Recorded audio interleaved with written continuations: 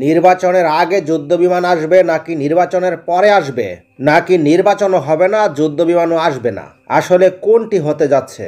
গত ৫-৭ বছর যাবৎ শোনা যাচ্ছে বাংলাদেশ যুদ্ধবিমান ক্রয় করবে এবং যুদ্ধবিমান আসছে, কিন্তু বাস্তবে তার প্রতিফলন দেখা যায়নি। তবে বর্তমানে অন্তর্বর্তী সরকার একটি প্রস্তাব করেছে চীনকে তারা যেন ২০টি জেট-এনসি যুদ্ধবিমান দেয় এবং চীন তাতে রাজিও হয়েছে। এটা হলো অন্তর্বর্তী সরকারের আবদার।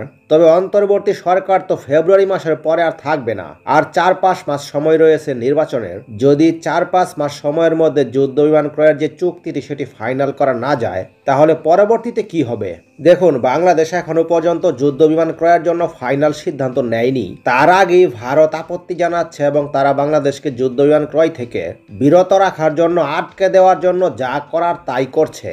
এশিয়ার ডিফেন্স সিকিউরিটি থেকে বলা হচ্ছে বাংলাদেশ যুদ্ধবিমান ক্রয় করলে ভারতের জন্য তা উদ্বেগের কারণ হবে। তাদের নিরাপত্তার জন্য বড় ধরনের হুমকি চলে আসবে।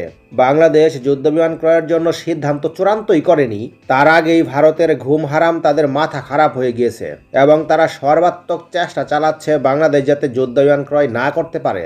দেখুন, চীনের জেট-এনসি যুদ্ধবিমান ক্রয় করার পর কি বাংলাদেশ এশিয়ার মধ্যে সবচেয়ে ভালো যুদ্ধবিমানটি হাতে পাবে?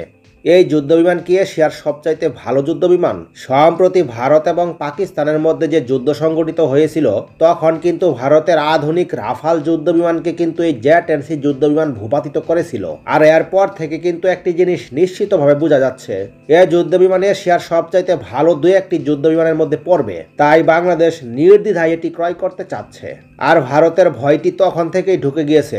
রাফাল যখন ভূপাতিত হলো তখন থেকেই তারা বুঝতে পারছে এই জেট-এনসি যদি বাংলাদেশের হাতে চলে আসে, তাহলে ভারতের রাফাল দিয়ে বাংলাদেশকে কিছুই করতে পারবে না। আর এই কারণেই তারা এই ২০টি যুদ্ধবিমানকে আটকে দেওয়ার জন্য সর্বাত্মক চেষ্টা চালাচ্ছে। বাংলাদেশের এই ফাইটার ক্রয়ের নির্বাচনী বাধা নাকি ভারতের আপত্তি, এ বিষয়টি পরিষ্কারভাবে বোঝা যাচ্ছে। বাংলাদেশ যুদ্ধবিমান ক্রয় করুক আর না করুক, নির্বাচন কিন্তু এর সাথে কোনো সম্পর্কিত নয়। ক্রয় করলেও নির্বাচন হবে, না ক্রয় করলেও নির্বাচন হবে। হয়তো এক সরকার চীন থেকে ক্রয় করতে চাইবে, অন্য সরকার ভারত থেকে ক্রয় করতে চাইবে, কিংবা আরেক সরকার পাকিস্তান অথবা যুক্তরাষ্ট্র থেকে ক্রয় করতে চাইবে। দেখুন, রাজনীতির কথা যখন সামনে আসে তখন একটি কথা স্পষ্ট হয়ে আমাদের মনে পড়ে। ১৯৭১ সালে যখন বাংলাদেশ স্বাধীন হয় তখন ভারত বাংলাদেশকে সহযোগিতা করেছিল, এটা সত্য। কিন্তু এই সহযোগিতা করার পর ভারত কিন্তু বাংলাদেশের উপর দাদাগিরি করছিল এবং শর্ত ছিল বাংলাদেশকে তারা করদ রাজ্য বানিয়ে রাখবে।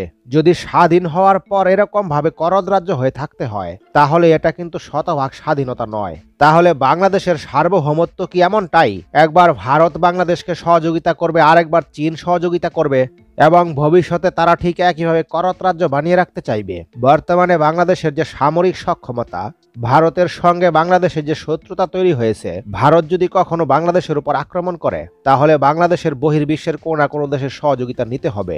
ধরে নিলাম চীন বাংলাদেশকে সহযোগিতা করবে। ভারত যেমন বাংলাদেশকে ৭১-এর পরে করদ রাজ্য বানিয়ে রেখেছিল, চীনও যদি ঠিক একইভাবে বাংলাদেশকে করদ রাজ্য বানিয়ে রাখতে চায়, তখন বাংলাদেশ এভাবে পূর্ণ স্বাধীনতা কখনোই পাবে না। তাই আত্মরক্ষার স্বার্থে অন্তত সামরিক সেক্টরকে ঢেলে সাজাতে হবে। তবে বাংলাদেশের বর্তমান পরিস্থিতি থেকে এরকম কোনো কিছুই দেখা যাচ্ছে না। ভারতের সাথে বাংলাদেশের যে সাপ এনিউলে সম্পর্ক তৈরি হয়েছে, কয়েক মাসের মধ্যে যদি যুদ্ধবিমান ক্রয় না করা যায়, তাহলে অদূর ভবিষ্যতে কখন ক্রয় করা যাবে সে বিষয়ে সন্দেহ রয়েছে। তাই নির্বাচন ফেব্রুয়ারি মাসে হোক বা কয়েক বছর পরে হোক, নির্বাচনের আগেই যুদ্ধবিমান অত্যাবশ্যকীয় দরকার। তা না হলে বাংলাদেশের সার্বভৌমত্ব বিঘ্নিত হতে পারে। কারণ বিশ্বে যে পরিমাণ যুদ্ধ শুরু হয়েছে, বাংলাদেশের সাথেও যে ভারতের বা কোনো একটা দেশের যুদ্ধ লেগে যাবে না তা নিশ্চিত করে বলা যায় না। বর্তমানে বাংলাদেশের চতুর্দিকেই যুদ্ধ চলছে। পাকিস্তান আফগানিস্তান যুদ্ধ চলছে, মিয়ানমারের সাথে কয়েকটি বিদ্রোহী গোষ্ঠীর যুদ্ধ চলছে এবং ভারতেও বিচ্ছিন্নতাবাদীরা যুদ্ধ চালাচ্ছে। তাই বাংলাদেশে খুব শীঘ্রই একটি যুদ্ধ লেগে যেতে পারে, এটা অসম্ভব কিছু নয়।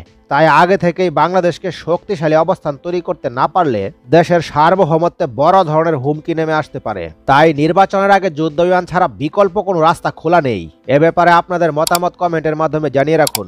পরবর্তী নতুন ভিডিও সবার আগে পেতে লাইক, শেয়ার, কমেন্ট এবং সাবস্ক্রাইব করতে ভুলবেন না।